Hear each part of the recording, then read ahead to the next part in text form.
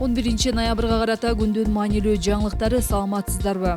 Милиция мугалимди ыйлаткан аялды 1000 сом айыпка жыкты. Бишкектеги номер 57 мектептин мугалимин ыйлаткан аялга айып салынганын Клопко Ленин райондук ички иштер башкармалыгынан тастыкташты. Милициядан коомдук коопсуздукту камсыздоо кызматы мугалимди сыйламаганы үчүн окуучунун апасына протокол түзүлгөнүн белгилешти. Буга чейин соц түйүндө окуучулардын алдында мугалимди тилдеп жаткан аялдын видеосу тараган. Анда Тарых мугалим "Сиз мени тажаттыңыз" деп ыйлап жатканын көрүүгө болот. Мугалим чыр окуучунун тартибине байланыштуу маселеден улам келип чыкканын айткан. Кийин мугалимдин иштен кеткени кабарланган. Билим министри окутуучунун укугу корголушу керектигин эскертип, анын жумушка кайтуусуна колдоо көрсөтүүгө даяр экенин билдирген.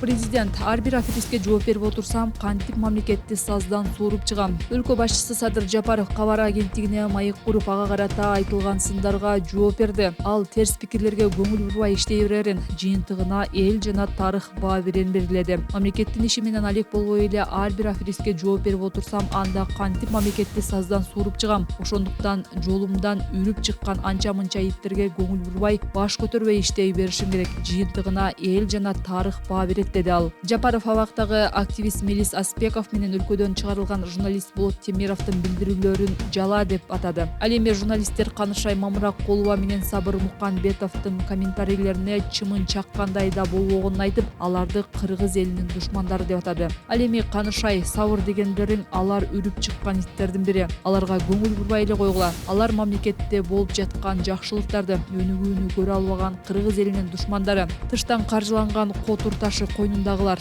Алар өлкөдө ызы чуу башаламан болуп турса, чөнтөгү кампайып, курсагы тоюп, көңүлү көтөрүлүп турган немелер, деди президент. Жапаровдун мурдагы тарапташы Мелис Аспеков соц түйүнгө азыркы бийликти коррупцияга айыптаган видеолорду жарыялап келет. Ал президенттин коррупция боюнча күнөөсүн моюндаган экс-бажычы Райымбек Матраимов жана маркум Кринтүбөл Камчы Көлбаев менен болгон байланышы тууралуу айткан. Ошондой эле Кумтөр кени боюнча Сентерра Голд менен болгон келишим Кыргызстан үчүн пайдасыз болгонун белгилеген.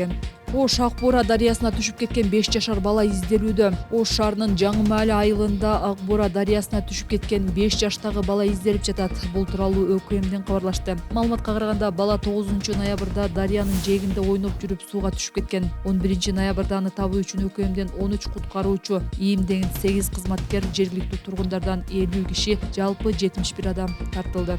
Маевка айылында кыз ала качууга аракет кылган шектүүлөр кармалды. Окуя 7 ноябрь күнү кечинде Чүйдүн Аламүнүн районуна караштуу Маевка айылындагы кафелердин биринде болгон. Милициянын маалыматына ылайык, топ балдар 18 жаштагы кызды күч менен унаага салып кетишкен. Шектүүлөр Алмата көчөсүндөгү айланма жолго жеткенде колго түшкөн. Ысык көлдүн 27 жаштагы тургуну кызды мажбурлап никеге туруу максатында уурдаганы аныкталган. Шектүүлөр тергөө бөлүмүнө өткөрүлүп берилди. Окуя тууралуу милицияга күбөлөр кабарлаган. Алар шектүүлөрдү кууп, кызды ала качууга жолтоо болушканы айтылат.